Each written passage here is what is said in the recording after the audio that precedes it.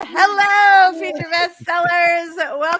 Welcome to the Writing Sprint live stream today. We are super excited to have you guys all here with us. I am Lisa Daly, and this is my channel. Actually, it's my channel and Robert's channel and Michelle's channel. It's kind of cool. The StreamYard lets us do that. Anyway, welcome today. Let's introduce everybody. I'm going to start with Robert today. AKA the Story Detective. Tell us a little about you and your awesome channel. Well, my channel is The Story Detective, where I put various forms of storytelling under my Sherlockian microscope and break down the craft so that you, the viewer, hopefully will have an easier journey.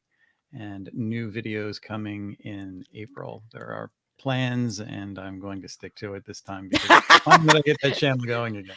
We believe in you, Robert. We believe in you. I'm not even like, well, eventually I'll put more videos up. That's where I am right now. Michelle Schusterman is here as always. So glad to see you. Please tell us a little about you and your awesome channel. All right, I'm Michelle Schusterman. I write young adult and middle grade novels, and my channel is traditional publishing chat, writing blogs, and writing workshops. Yay! Also, Robert, I really love your shirt. I know. I was going to say that earlier. I also love Robert's shirt. I am very much feeling that, but it's been really cold here. It's supposed to be like 80 today, but it's been like actual cold place weather. And it was only a week, but I still feel like I need a vacation. So thank you, Robert, It's for making been cold here too, but yeah. I'm on fire today. So you must have also caught the literary fever. So we are going to set 2024 ablaze. I love it. Love it. Love it. Love it. Love the shirt. Oh, that's so awesome. Avi wants to know, where in the world is RV Michelle today? Where are you joining us from today, Michelle? Today I am in St. George, Utah. And I have a short that I'm editing on the stream. I'm hoping to put it up later. But yesterday, if any of you have ever been to Kanab, Utah, right outside the town is this giant animal sanctuary called Best Friends. And we went and did a tour. And I have all the pictures of all the animals. Pigs, dogs, cats. Like, they have a whole parrot house. It was I love awesome. that. I love that. That is so awesome. Well, and if they have like dogs and like more kind of domesticated animals, it sounds like. Their whole thing is they take in animals that are unadoptable and rehabilitate them, whether it's like because they're sick and diseased or just have like training issues. They got really famous about a decade ago because they took in the Michael Vick's dog Pit ring. bulls. They Oh. were supposed to be euthanized, but Best Friends took them in, rehabilitated every single one, and most of them got adopted. Oh, that's so Yeah, wonderful. they're Oh, I'm they're so awesome, glad. That's a little bit of a happy ending for an awful, awful story. right? Yeah, it was. Oh, Anyway, so well, you know yeah, me. I'm into the dogs. That's so great. That sounds like the greatest thing. We have this farm market not very far away from, it's probably like 45-minute drive from our house. And they have, which I think is freaking genius. You can feed the cows. They will sell you a bucket of random vegetables, and you go out, and these cows are like the nicest cat. They just hang out by the fence eating vegetables all day, and they're super right. And they're just Oh, like, that's awesome. yeah, they're so peaceful, and it's just like, yeah, every time we're anywhere near that area, we're like, we got to feed the cows. This So, place has an RV park, cottages, and cabins for people that want to come stay and volunteer as long as they want. oh, The I love lady, that. I'm gonna put this out there. The tour guide said, it's hard work if you hate sitting with cats on your laps for hours, taking them on stroller walks, and having sleepovers in your cottage. Oh my God, are you staying there at night? We didn't plan on it this time, but I really want to do their RV park and like stay there for like a week and work with the dogs. And yeah, Josh is super allergic to cats, so So he can't do that part, right? no cat sleep. Yeah, But no. I love cats, but I used to have them when I was younger, but I, like, in my late teens, early 20s, developed a pretty severe cat allergy. And the horror geek, he can't come within like a 15-mile. He also loves cats, but he can't come within like a 15-mile radius without like. That sucks. So. I know it does, because cats are so cool. So they are, and they're such good like writer friends. They are. Okay, let's say hi to some of our, speaking of friends, look at that transition. Speaking of Yeah. friends, let's say hi to some of our friends in the chat today. Mary Wimbley got here first today. Ooh. Yay. Only staying for 30 minutes, but we're very happy to have you for the chat and hopefully for our first sprint. Devin's here. Yeah. Hello. All right, everybody. I think we all know what's coming. Lainey has remembered that it is Wednesday and we are also. Yay! We're very glad you're here, lady, as always. We're so glad. Look who else is here. Adele is here. Hey. Oh, we are super, super excited to see you. Michelle Schusterman's here. What? He's so fun when he hangs around. Cool Gamer is here. Hello. We are super glad to see you. Katarina's here. All right, guys. Awesome, awesome. Sisters, authors, friends in Canada. This is my favorite writing stream each week. I can't always comment, but I'm always lurking. Aw, Oh, you yay. made my whole day. That's so awesome. Love, love, love that. Cynthia's here. Hello, Cynthia. We got a good crowd today. Vixen's here. Uh-oh. Something happened there. Where'd you go? Didn't disappear, but the The microphone sound did, yeah. Is it better? Is it better? Yeah, there you Yeah. go. Come back. No. Oh, I can't hear you guys though. What? What? Technical Whoa. difficulties. Hold on one second. I'm just going to switch to my computer audio and then we'll wait. Default. Can you guys hear me? Yeah. I yes. can't hear you. Probably because I have my headphones on. Let's see. No, I still can't hear you. Oh my God. All right, here's what we're going to do. Okay. We're going to do a sprint. Yes. We're going to do our 5-minute warm-up sprint, which I, for once, already have the thing up. So there's a relief. We're going to do our 5-minute warm-up sprint. Oh, I say I have it up. Oh, there it is. And then hopefully while we are doing our first sprint, I will be trying to figure out whatever my audio problem is. So here we go, everybody. We're going to do our warm-up sprint a little earlier than usual. And when we come back, we're going to talk about what we are working on today. So here we go. Get your drinks ready and your documents open and all that good stuff. And we'll see you back in 5. Here we go.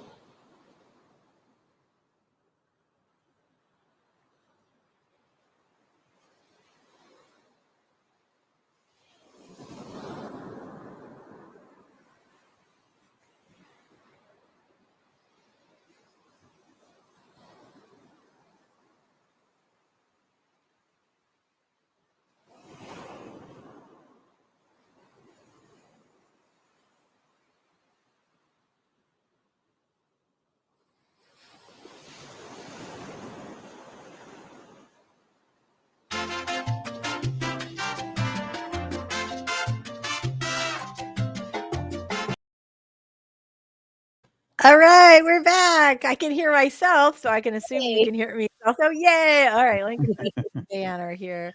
I couldn't find anything unplugged, but it did work to like plug everything back in. So we did not make it all the way through the comments. So let's go back. But while we are doing that, you guys let us know what you are working on in the chat today. Michelle, what are you going to be working on today? I've got two different client things going on. One is a ghostwriting client, and we're early brainstorming the next project. And the other one is doing some line edits on a book coach client's book. Very nice. Very, very nice. How about you, Robert? What are you working on today? Well, I just recently finished the read through of my manuscript and made my editing notes. So I'm going to start revising and rewriting my own manuscript today. Yay! That's always good. I know like a lot of writers hate edits, but I love that like wordsmithing process. I Yeah, really do. so do I. It's kind of Oh, a yeah, right? It's already done. You're just making it better and it's funnier fun. and more, deepening. I love that part. I know a lot of authors really hate it though. So I don't know if it's like they're like, "Oh, I just want it to be done." The horror geek is like that. He does not like his stuff is really he writes a really clean first draft, but he does Mhm, not like to do rewrites. In his mhm. brain like it's over, I don't want to do it anymore. Yeah. How about you guys? How do you feel about doing edits after you have completed a manuscript? Do you like it? Do you hate it? Something in between? I'm dying to know. All right, let's say hi to some of our friends that we did not have a chance to say hi to before my microphone went crazy. Cynthia's here. I think I did say hi to Cynthia actually. Hi, Cynthia. We're so glad to see you. And Dixon, I think we also said hi to you, but we just want to make sure that we get everybody in there. Daisy's here. Hello, Daisy. So glad to see you. Right? This is how I am. This is so funny. I'm not sure if I told you guys this story before. When I was younger in my advertising career, I was offered a creative director position for oh my god, I can't remember Feed the Children.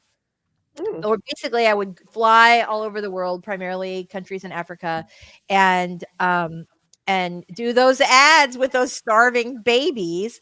And it paid a lot of money and it would have been a great opportunity to travel. And I thought I turned the job down. It was a huge opportunity for me, but I could not do it because I knew after the first trip I would come home with 17 babies and that I just couldn't I just couldn't do it. And I feel that if I spent time at Best Friends, I would come home with 17 animals. oh Like, God. right? Like a little hedgehog and 5 new dogs and yeah. She says I wouldn't kidnap them, of course. I would just want to. I feel your pain, sister. Book lovers here. Hello. Super, super glad. Um, as someone who's been misunderstood because of my intense nature, pit bulls get such a bad rap. You do. They do. And it's so heartbreaking too. If you ever go to work in an animal shelter or go to adopt a dog, there are so many pits there. And they Yeah. have such a hard time adopting them out because they have such a bad rep. And they can be very, very sweet dogs. They were the nanny dog. They used to be the breed that would take care of babies. And They're so now they cool. have this.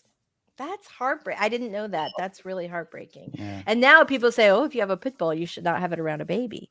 So, of course, they're right. Yeah. Oh, I mean Uh, that. Yeah, they're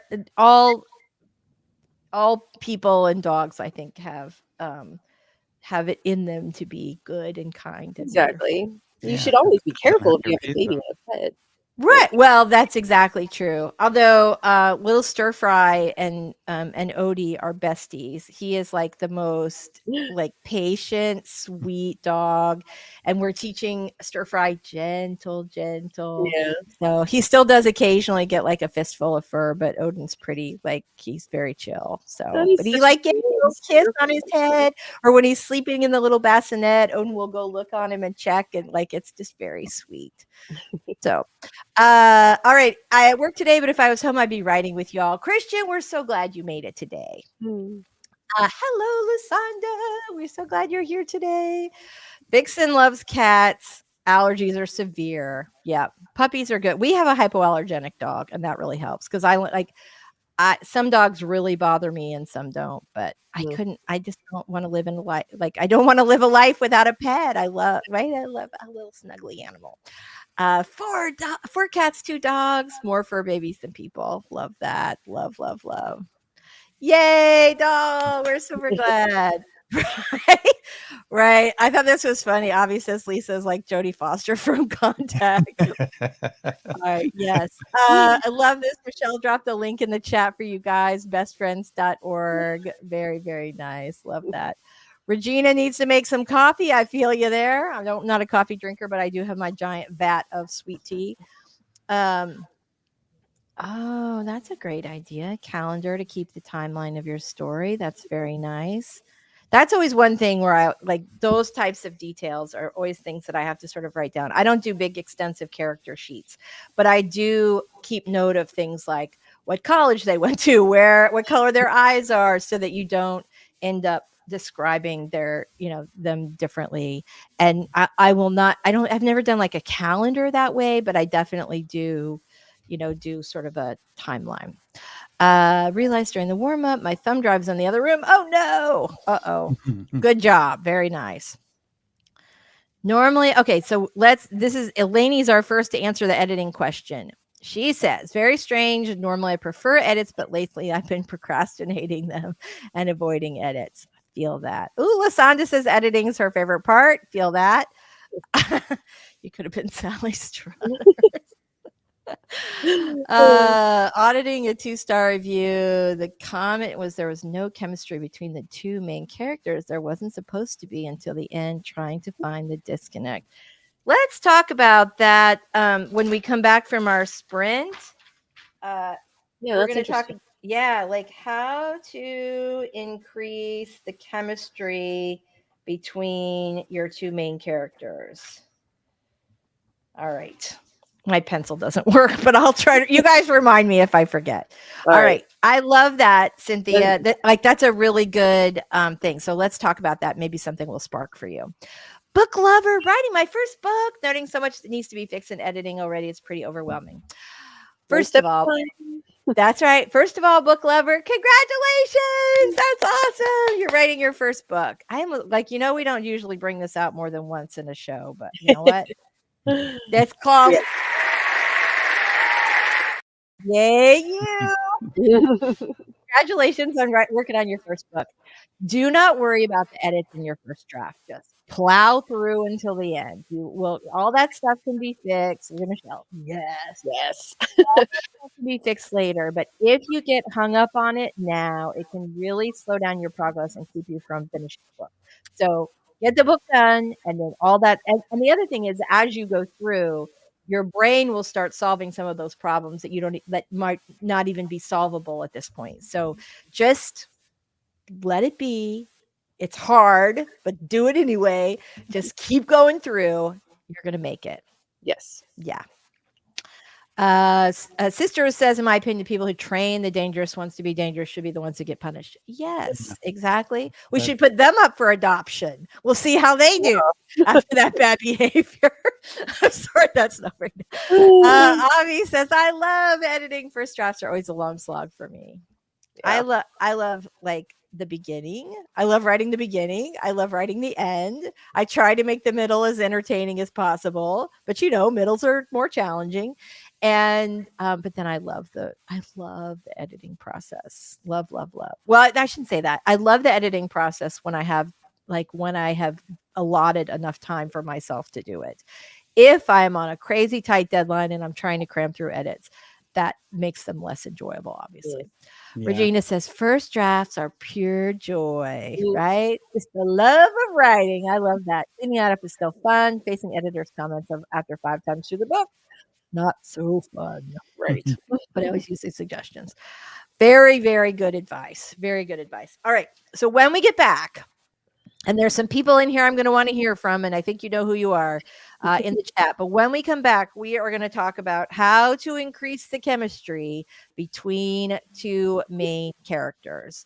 All right, here we go. So let's go ahead and do our sprint, our first sprint, if I can find it. Let's see. I was so good. Hold on, I'm going to click on it because that always makes it pop up higher. All right, we'll try that again. Dun, dun, share the screen. Oh, this is nice. So I don't know how long they've been doing this, but like when you share your screen with StreamYard, you used to have to check a box if you also wanted to share the audio. And now it's just like an on toggle and you can toggle it off, but you don't have to check it every time. And I have to say, I very much appreciate that. All right, everybody, we are going to do our first 20-minute sprint. I'm super excited about writing today. Did we talk about what we were writing about?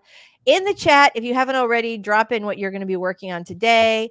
I don't think I mentioned I'm actually working on a client project, a ghostwriting project. So that's what I'll be doing today. All right, everybody, here we go. Get started in 3, 2, 1. Let's cha-cha.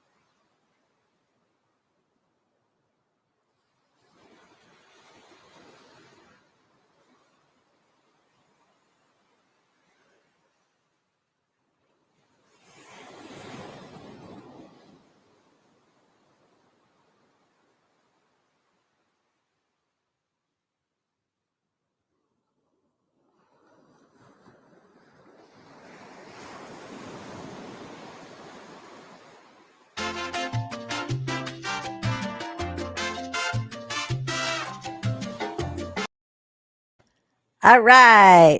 So, our first question for the day is, what are you working on today? And our second question was, what's your advice to increase chemistry between two main characters? So, we have lots of comments. Let me get rid of the banner actually. All right. Let's see what we've got here. All right. Dun, dun, dun. Okay. Here we go. Um, this is interesting. Sisters created calendars that start on each day of the week so I can keep track of timelines for other years. All started on a Tuesday, even ones for leap years. Ah, that's good. Hmm. Avi's working on audit reports because if I worked on what I really wanted to my book during my remote office hours, my boss is going to question why he hired me. Uh, Right? Yeah. Hello, Matt. Super happy to see you Hi. today. Book lovers at 30K in my dark romantasy project. I hate the middle so much. I think my problem is that I have so many scene ideas that organizing them in a coherent order is so much more difficult. One Interesting. way to kind of solve that is to put those scene ideas on index cards, each scene on an individual index card. And then you can move them around in a way that makes the most sense. And also, it helps you to sort of eliminate those ideas that are really superfluous or kind of outside of your storyline that are not going to work. So, Mhm. I hope that helps. You guys have any other advice for that? Sometimes you can combine scenes too. Think about the emotions you have going on and what you're trying to portray, how it moves the story forward. Can it be shifted to another part of the story? Can they be combined into one particular Yeah. scene? Mm-hmm. Mm-hmm.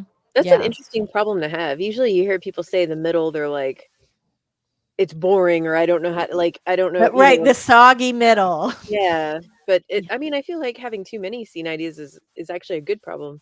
And I think Yeah. Robert's totally right. You just need to make some combinations. Yeah, absolutely. Absolutely. Um, so Matt is questioning their sanity. I feel I feel you on that this week. Sister's working on YA dual timeline mystery novel, transcribing the outlining I did during my lunches at work over the past few days out to Scrivener. Good for you. Very nice. Did I miss this one? Cynthia King. Is somebody oh, auditing a 2-star review. The comment was no chemistry. All right, let's Mhm. see what Regina says. Don't rethink your skills after a 2-star review. Oh yeah, definitely don't do that. There are dozens of reasons someone might leave a 2-star. They're hurt, they're sick, they're high, they were reviewing someone Agreed. else.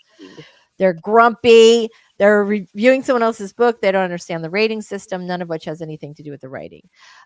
We all get our ones and twos. Take heart. Yes, yes, Like, absolutely. and honestly, I really think it can actually be harmful to your writing to take one bad review Oh, that much to heart. absolutely. I have a ghostwriting client that we were working on a series together, and back when we started drafting book 2, book 1 had just come out, and so she was getting reviews and she was obsessing.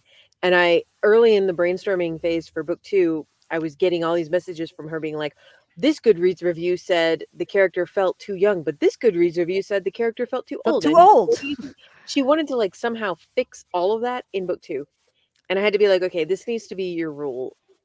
If like half of the reviews that you have on Goodreads say this one thing, like the character seems too young, we'll start taking it into consideration.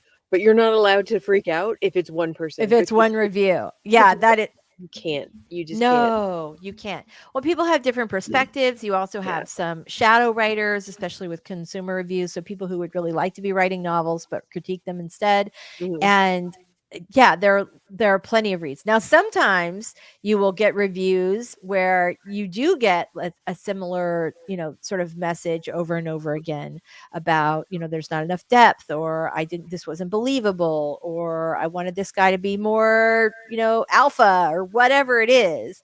If Yeah. you continually get that message, then it is something that you want to consider. But one review, two reviews, oh gosh, no. Yeah, No. I've always looked at it as no matter what you do, there's going to be people that really love you, and those are one extreme of the situation. And then you have the people that sort of hate what you do for no reason. They're always going to be there, but that's not your audience. There's the middle ground, and those are the people you're writing to.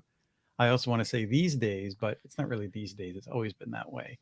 there are certain ideas, buzzwords, just things that affect people in a certain way, and they just hit that in your novel. They wouldn't even finish reading it. It's just bad because it hit them in the wrong way. So they Mm-hmm. can't take it Mm-hmm. seriously. Yeah. Lasandra says shadow authors are real. Yes, that's absolutely true. Absolutely true. Cynthia thinks I don't agree, but trying to see it from another point of view. All right. There's no harm Well, in that as long as it's no. not getting in your head too Mhm. Yeah. much. Yeah. Yeah, and Like, sometimes you do get I mean, sometimes there are reviews where they say like, "Oh, well, this isn't," or "I would have liked to see more of this," and you think like, "Oh, yeah, that really would have right. made the story better." Like, if it really resonates with you, Mhm. then sure, make the edit before publication. Um, and the fact that you say, I don't agree, but trying to see it from a different point of view. I feel like, so there was this idea in education a while back where, like, traditionally what happens is that if a kid's really good at math, but really poor at, let's say, grammar or writing, that we focus all of our attention on the thing that they're not good at and ignore the thing that they're great at. Whereas they're probably going to accomplish more if we say that's okay, not everybody's great at everything, let's make sure you're proficient at this, but let's really focus on this thing that you love, that you're awesome at. And I think there is some truth to that for authors as well, that there's no way any of us can be all things to all people. And when I'm writing my books, the people that I want to thrill are those the 5-star reviewers of my books, the people who love my work. And Mhm. I want to make more of those people, but you definitely want to like write for yourself and for the people that really love you, instead of trying to snag, those people that hate your guts or think that you Yes. suck, right? Yeah. Yep. And as Yep. Dell says, the trolls are real too. The internet is Yeah. filled with weird stuff. So Yeah. And Goodreads is such a problematic platform. I could go on there right now and review a book that hasn't even been written yet.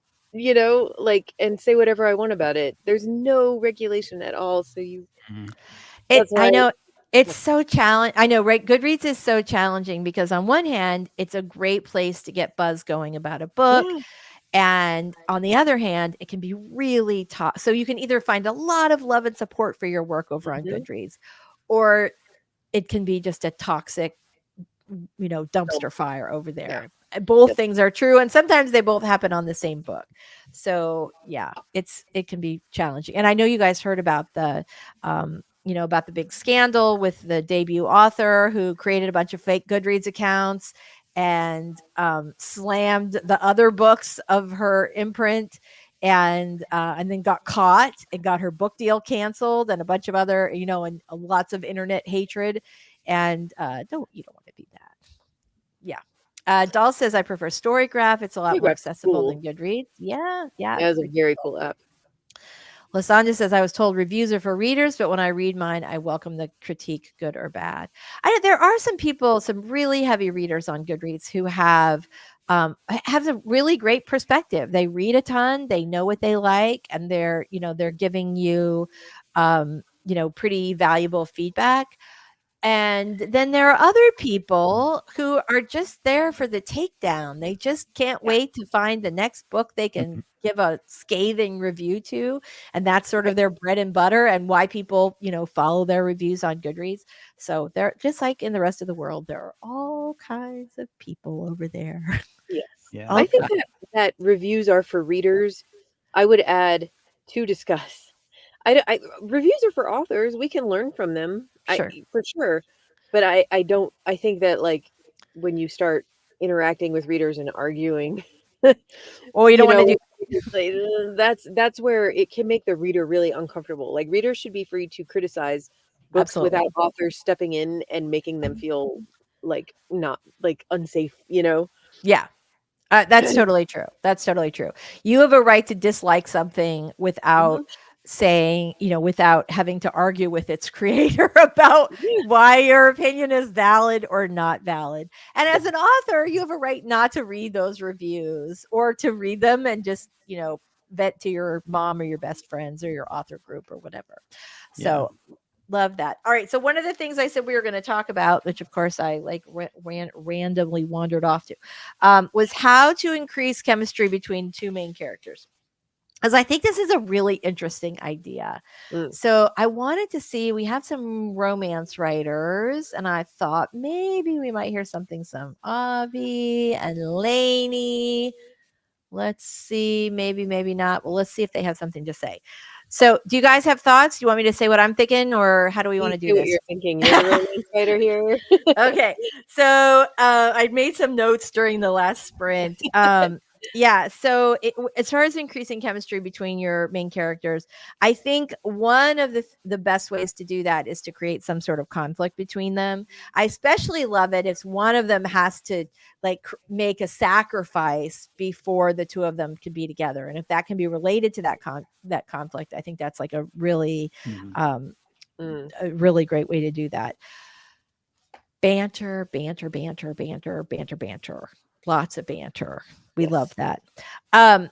I also think it's really good if you're having if you're having a chemistry issue, to put your main characters in close proximity to each other, Mm. right? Just that physical, which happens, which this is what sparks affairs in real life, just proximity. And Mm. it certainly works to help increase chemistry in print as well. And I love the idea of having obstacles that the characters have to overcome together. And especially if they really, if I love like a good love hate relationship where they, where they're sort of enemies to lovers. They Mm. start off, they don't like each other, but there's some project, some shared project they have to work together on. And then they grow to appreciate and like each other. And, Yes.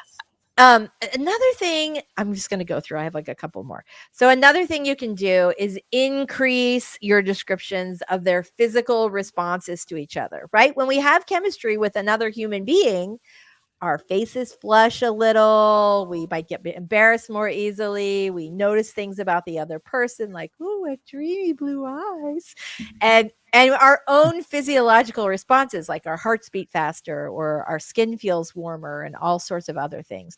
And so, use those physiological descriptions of what happens when you really connect with someone in real life, right? When you're talking, you lean a little forward, right? Mm-hmm. When you're like really into someone, you don't break eye contact as often, that kind of thing. Add those physical descriptions in because they really help the reader, because we've all experienced that at one time or another. They really help the reader to get what's going on. Um, and then I love when you can find some sort of opposites attract thing, even if it's not an opposites attract type of romance, but and they've got all kinds of things in common. If you can find something that they're opposites on, um, even if it's just something like one of you thinks guacamole is the most disgusting thing in the universe and the other one has the world famous guacamole recipe, and they're trying to convert each other the whole time, like that kind of like conflict and tension can make things really fun. And it can be about something much bigger. Depends on the kind of romance it is. I mean, obviously I write romantic comedies, so guacamole conflicts would is probably something that I might actually do versus like a deeper conflict, which you definitely do with other types of romances. Forced proximity is good, but I love when they have what the other needs. Oh, I love that too. Also, if they say they're not interested, but their body language says otherwise, yes, please, absolutely. I love that.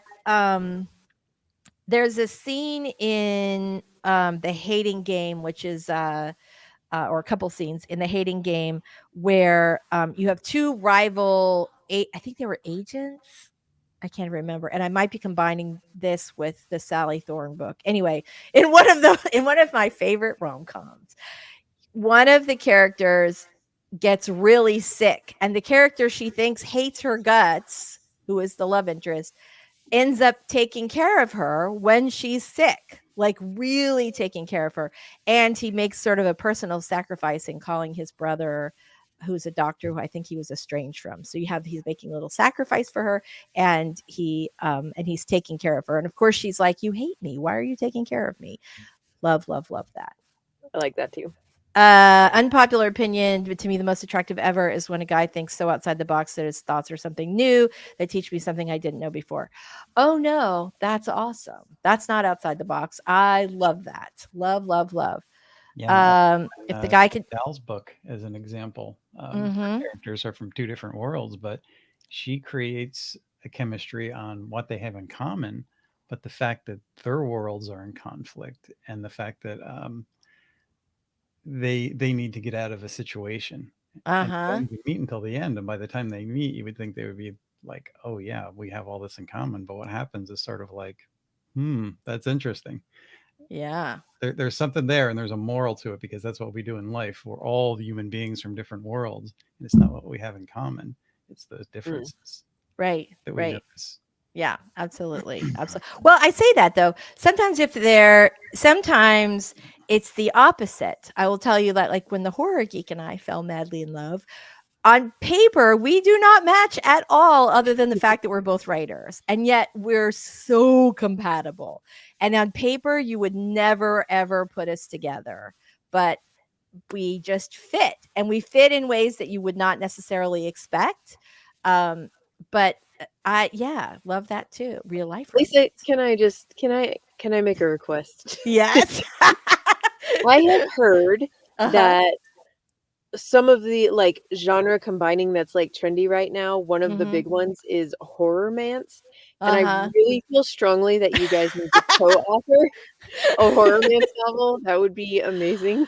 I will bring it up to the horror geek and we'll All see right. what he has to say. You know what? That's so funny, but you could see it actually. Okay. So I don't know if you guys know this about, I know you guys know this about me, but I don't know if everybody in the chat does. So for 15 years, I was the dating expert on a nationally syndicated morning show. And one of the things that like a lot of times people go to a movie for a first date, which is a terrible idea because you're not talking, you're just sitting there. The one kind of movie that is a good kind of movie to go to is a horror movie, because it increases your heart rate. It does all these things that mimic attraction, and you Mhm. automatically feel more attracted to the person that you're with. Also, you're going through this like experience together, and so it sort Yeah. of cleaves you together. It's like that, shared adversity without actual adversity. Yes. And so I think there's something sort of magical to the idea of a horror mance. Horror Yes. mance? Well, I guess it's either roarer or or Yeah, that's worse. homance. That's harder. Homance could be like a farmer romance, a homance. Okay. Yeah. Okay, so let's see. We've got a couple of little things. Some authors argue with readers on social media. It's crazy. Those authors are not doing themselves any favor. No. Leave them be. Oh, That is You- just so petty. I it don't like is when you make it really obvious. If you want to do something like that for yourself, just make it not obvious right. because it's just a bad look. It It's is. childish, you It know? is. It is. And Ugh. if you're like secretly like, this is my ex-boyfriend Fred, like in your Yeah. head, but not, you know what I mean? Just like, yeah, but that's wrong. It's just Yep. wrong. Yep. Yep. That's Also can't really get too close to things like that. I mean, that's something I learned way back in design class. When you're too close to the idea that you're trying to project in your design, it doesn't work because it becomes very personal. So it's for you, not everybody else. Yeah. mhm. Mhm. Uh, made the mistake. Sisters made the mistake of responding to a reviewer before knowing the rule. I didn't argue. In fact, I apologize for not making the setup for the next book more clear. I still feel bad though. You know what? You probably shouldn't, and they probably thought that. I'm sure that you were respectful, especially if you're apologizing, and they probably really felt very valued. And I will say, I do like if I get like a 5-star review on Goodreads, I will say, "Oh my gosh, thank you so much. This really meant a lot to me, or you really made my day." Because I really do appreciate it. I really do appreciate it. This is the one day. Well, the horror geek is on baby duty today, so that's probably why we don't have him in the chat. Mm. Um, all right, Lainey, do you have any advice on how to increase chemistry? Oh, she's got one down here. So I've been really into juxtapositions really days. So a starchy rule follower has to be paired with a hot mess who's always late. Okay, that's me. And no, uh, I love that. Love, love, love, love, love. Regina is like horror mats. It can work. Like, but just think about what Lisa said with like the heart rate and like Mm-hmm. they actually have more in Mm-hmm. common than you would think. There, well, and And shared adversity. I mean, let's look mhm. at Speed, which is one of my favorite references for 3 act structure because everything is so obvious. Yeah. Think about this, right? They go through this traumatic experience together. Mhm. They have to work together, and at the end of the movie and the end of the day, they feel very bonded to each other. Exactly. It can work. There is a bad romance if you look at Frankenstein. I mean, he was so burned and burned by the world that he wanted to destroy destroy Yeah. Mhm. things. So could somebody come along and actually fix that for the monster? I don't know. Mhm. Well, I will say one of my favorite I love that there's a mashup called, is it Warm Bodies? I think it is. And it's about or Warm Hearts, Warm Bodies. It's got that Nicholas Galt. It was a zombie movie that's a love story. I'm going to have to go look it up, or somebody's going to remember it. I think it has to do with, how they say, like, cold hands, warm heart, or something like that. Cold feet, warm heart. That's what I always say, cold feet, warm heart, because my feet are always cold. So I think it's called Warm Bodies, but it might be Warm Heart. Anyway, so basically it's a zombie movie, and you have like the people who are trying to survive the zombie apocalypse, and then the zombies live at the airport. I remember vividly. And the one zombie falls in love with like a normal and tries to first he helps her escape, but then he falls in love with her, and she falls for him, and it's a really sweet romance. I loved it, and I liked it before I met the horror geek and started liking horror movies. Warm Bodies is, thank you for Avi, I appreciate it. Romeo and Juliet with zombies. That's exactly what it is. Very good pitch. Right? Well Oh, done. thank you, sisters. Oh, I'm so glad. I'm so glad. Regina says, if you say it's possible, I accept the premise. I don't think I could write it. Horror voice and romance voice are so different. Well, I think that's why it's popular, because when you finding that voice makes it so unique that it stands out. It's a different voice. It's its own voice, you know? Yeah. Mr. CCDV is not on board. Learn to write while writing government contracts. Well, not really good fiction fodder for fiction. I can see that though, because government is just a soap opera, albeit terribly That's written. true. You know what though? Okay, so there is a guy who has a series. Let me think of what it is. The character's name is Mort Angel. It's a mystery series, and the protagonist in the series is like a former IRS agent.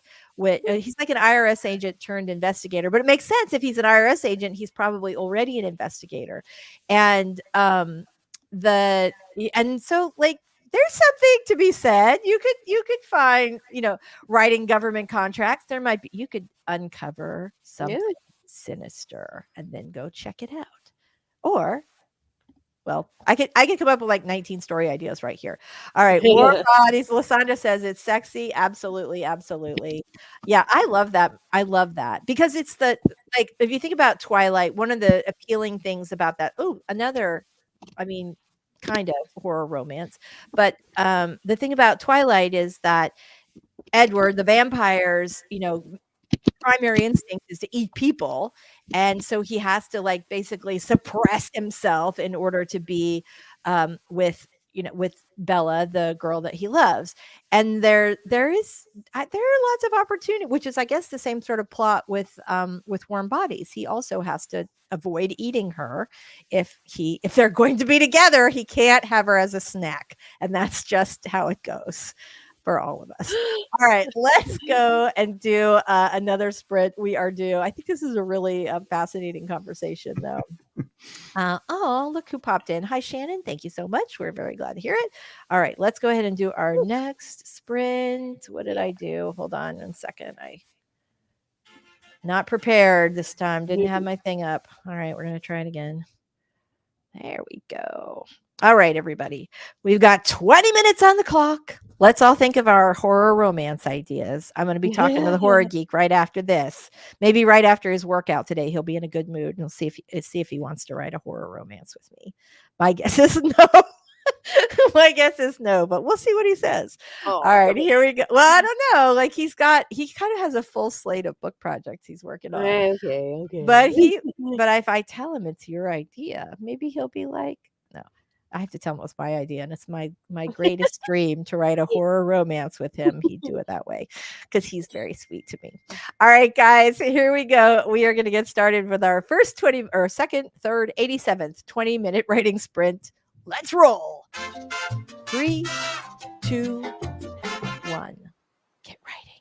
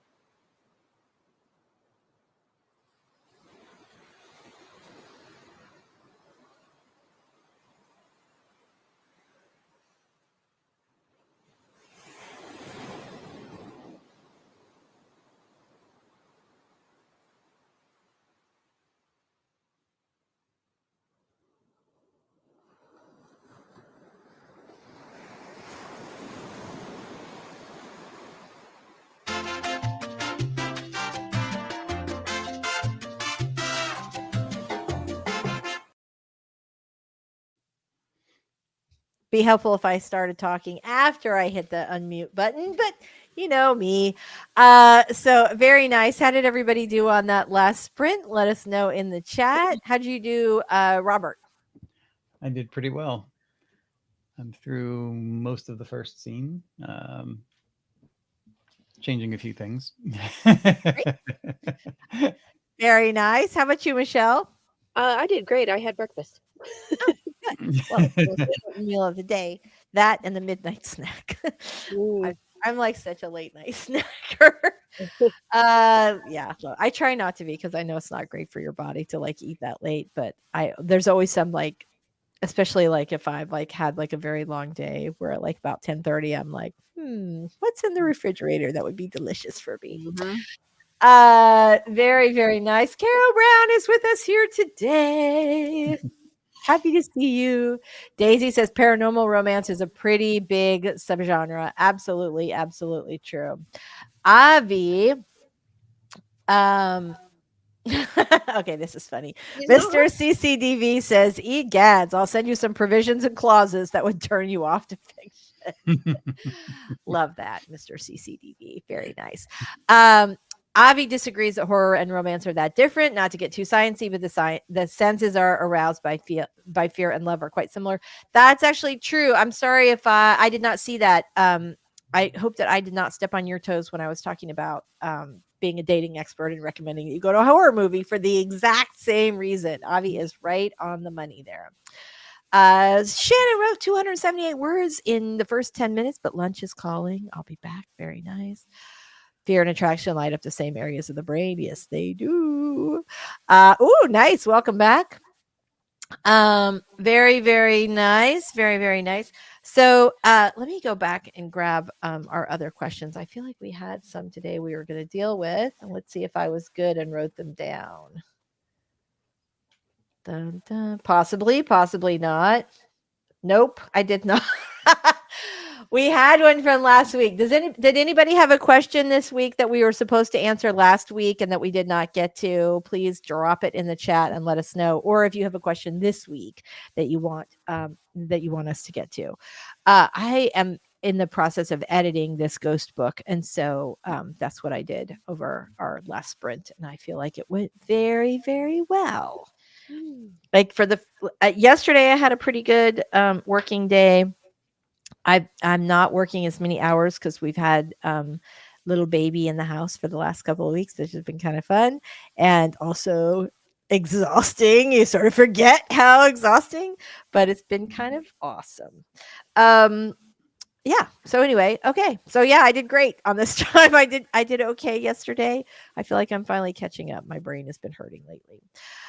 Sister says, I've been putting the outline into index cards on Scrivener, and I have no idea how to check my word count. Do you still use Scrivener, Michelle? Yes. Yeah. Let me Do see. you remember? I have it open right now. Let's see. Ooh. So you have to make sure that your outline, your cards, I have to find it. Sorry. Are the include in compile is checked yes, which is over on the right side. And then you go up to project and you can do show project targets or project settings and it'll tell you your word count. Very nice. Ooh, Maz says, is it on Mac or Windows? Because it's different. It'd be different. Do you have, are you, you're, yeah. Are you writing on a Mac? Yes. Yeah. How about sister? Are you writing on a Mac or a PC? I bet that function is pretty similar though. Yeah. It might be in a different place. But I also, once you said the compile button, I was like, oh yeah, it's been a little while since I used Scrivener. But I did remember that. What a giant pain in the neck it is. Here's a good question from Avi. How do you title your books? I'm fascinated by writers' processes. So, how about you? How do you title your books?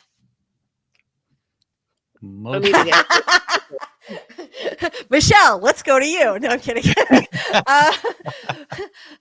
Robert, I'm sorry, I'm a little ornery today, apparently. Michelle, we'll give you a pause to finish breakfast. And Robert, how do you title books? I try to come up with a metaphor for the most part and come up with a couple of subjects that don't usually go together, but somehow um, pick up on the essence of the book. Mm-hmm. When that's not possible, I try to do something that at least sounds like there's some intriguing words up front that will incite people to know more. Uh huh. Uh huh.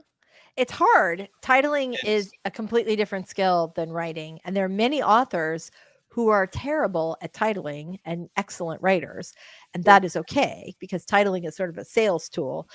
For me, I always, I worked in advertising very early on in my career, and so I will always write down like 50 to 100 ideas, and sometimes like your publisher does not like, even if you love the title and you think it's perfect, but if you're traditionally published, sometimes your publisher will not like it. I had the book that became 15 Minutes of Shame. Can I move my count? There it is. You can see it back there. That book was originally titled The Dream Girl Academy, which was sort of based on something that I have, like a little class that I used to teach at like the learning annex when I started writing dating advice books. And the main character in the book was a dating expert. And I was looking for a little synergy there. And the publisher, Penguin, hated it. And then they decided that they wanted to call it Have You Heard, which I hated. I thought that I didn't really care for that title. I just thought it was kind of boring. It could be really about anything. mm-hmm. And then, although it was like a gossipy kind of a like, you know, there is like she is like subjected to all this gossip because she's a public figure. She's a public dating expert and she's on television and her fiance or her husband gets caught cheating on her, and it's like this with a reality TV star, and it's like this big scandal, and everywhere she goes people think she's a fraud, even though she just like a lot of us has been cheated on once in her life. So I like kept coming up with other ideas, and eventually we settled on 15 Minutes of Shame, which I did not know at the time was also an episode title of The Family Guy. Yeah. I do not watch The Family Guy. I never liked that show, and lovely to all of you who do, but I would not have known that. And actually, now there have been like a couple of songs with that same title, but that ended up being the title. So I think it's probably better than the Dream Girl Academy or Have You Heard. I don't know if it was like the greatest title ever, but I always think of like advertising is like when you're working on a headline, that's a lot like a title is for a book. And so I sort of approach it in the same way. All right, Michelle, All right. what's your process? Every once in a while, I'll have the title first, and that's great.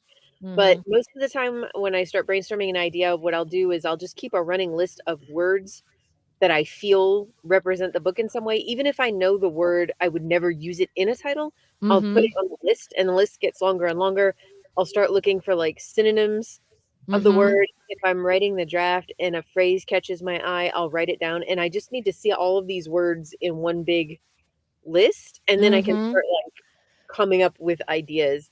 And it's usually like combining words to make different phrases, even if I know they're wrong, until I find the one that's like, that's it. Right. Sometimes it takes Right. a long time. It does. I will say when I did the first book in my hockey romance, I named it The Cutting Edge, which was also the name of a popular movie from like the 80s or the early 90s, which is like about a hockey player who goes into like gets injured, can't play hockey anymore, and so he becomes a pairs figure skater with this sort of diva figure skater, and they go to the Olympics. And it's got like DB Sweeney in it and Moira Kelly, and it's like delicious in its like late 80s, early 90s ness. And I always loved that movie, but I chose The Cutting Edge as a title. One, you can't copyright a title, and it's a really old movie. But I chose it because my book also has a figure skater and a hockey player, even though the storyline is so much different. And also, there's been a little bit of a trend where it's sort of doing a play on, or sort of using movie titles. I'm not doing any of that for obviously the future books in the series are not going to be named after other hockey movies, but it really felt like it sort of fit, because there's like a situation in the book where her ice skating career is at risk, and because of him. And so I just sort of love that idea of like the cutting edge, and sort of like a line of delineation. Mhm. The second book in the series is a fake fiance, and I love the idea of using sort of words that evoke hockey or ice or whatever. And so I'm calling that one Cold Feet, because cold feet are associated with getting married, but also cold feet with being on the ice, right? So I Love thought, okay, it. that'll right. I thought, I'm like, okay, I love that. It sort of works. Yes. All right. Anybody else? I'm like looking to see. So she cheats and he's the fraud. The world is not a real place. I know, right? But if you're a dating expert, I will tell you this story. I came up with the idea for this novel because when my first dating book came out, I was at Book Expo with my agent. It was my first book. I'm all excited. My book's going to come out in a couple days. I'm at Book Expo, which is like this massive book convention. I'm with my brand new agent. I feel like I am a real author. This is the greatest thing ever. And my agent ran into another agent she knew who happened to represent the ladies who wrote The Rules, which was a very big dating book. And one of them had, like, they had written this book where it was pretty disrespectful to men in general, and they had sort of trotted their husbands out on talk show after talk show, and one of the husbands revolted and divorced, and they almost like killed the franchise. I mean, it was Wow. really bad for a while.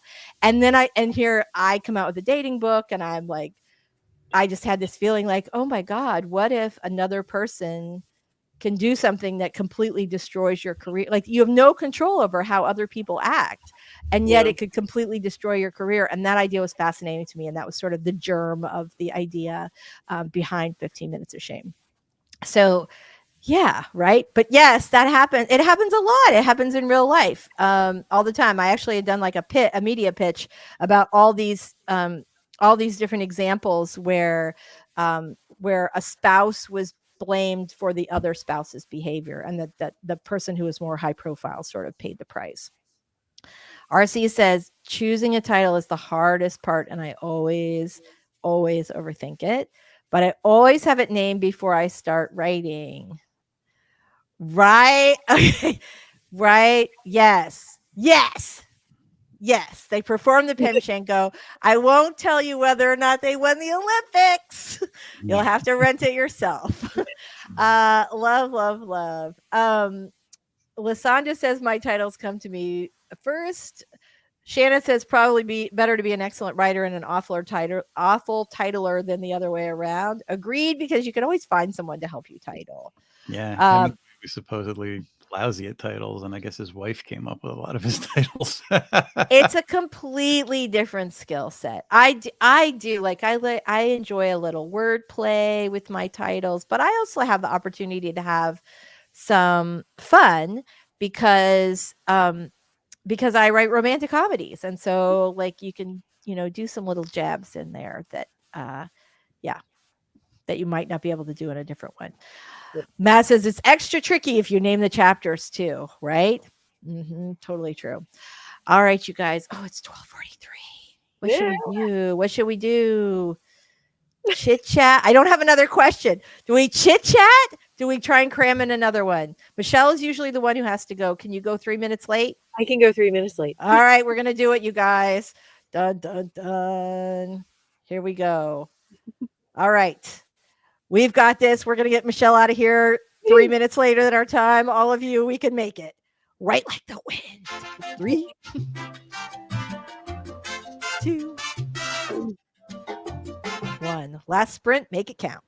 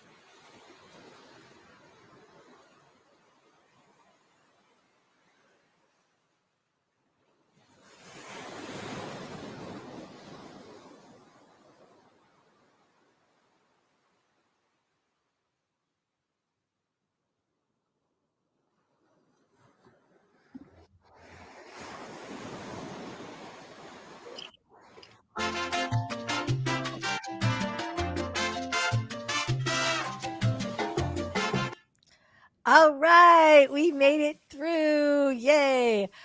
So we had thank you guys all so much. We're going to try and pop out of here really quickly, but Renee asked a really great question. Any advice on writing small town romance series, especially with forming a fictional town? We will address that because it's great for romance, but also it applies to a lot of other types of books. We are going to address this question next week in the stream. But Vixen has given some really fantastic advice on the topic, and so like it's really spectacular. So Vixen, I hope you'll be here next week. You're always here. I hope you'll be here next week, and we can all talk about this. But I think she gave some really, really fantastic advice, and I would love to talk about this further. So you guys are fantastic and awesome. We are going to quickly say our goodbyes because now we're at 1:05. I'm going to let Michelle go first. Thank you. All right. I'm Michelle Schusterman. I'm a young adult and middle grade author. My channel is writing workshops, writing vlogs, and traditional publishing chat. Thank you. Thank you so much for being here. Oh, you're welcome. Always. Thank you so much for being here. As always, Robert Jones, tell us a little about you, aka the Story Detective, and your awesome channel. My channel is The Story Detective, where I take various forms of storytelling and put them under a Sherlockian microscope to break down the craft for the viewer and to make your craft journey easier. Yay! I know here I'm like, I feel bad because I was like, oh, Vixen will be here next week. Thank you very much. We hope you're here. We hope you're here. We love you. I'm Lisa Daly. I write romantic comedies and nonfiction advice. And on my channel, we talk about how to write a book you're super proud of and get it published. We will see you guys all here next Wednesday, same time, same place, 11 a.m. Eastern, for more writing sprints and publishing questions. So love you guys, and we will see you next time. Keep on writing. Keep those keyboards clacking. Got it.